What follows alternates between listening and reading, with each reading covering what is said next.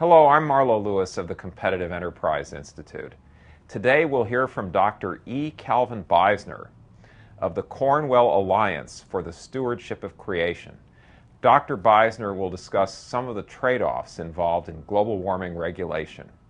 You're watching Skeptics Speak Out.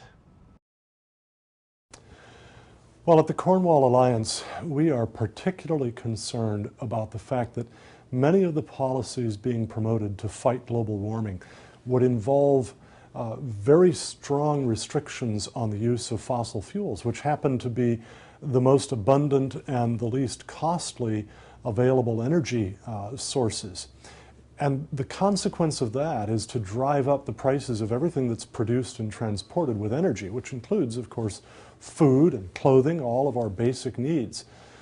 It also slows down economic development because as economic history shows us, the use of energy is very, very strongly positively correlated with economic development. The more energy you have access to, the more you're going to develop economically. So we at the Cornwall Alliance think that the consequence of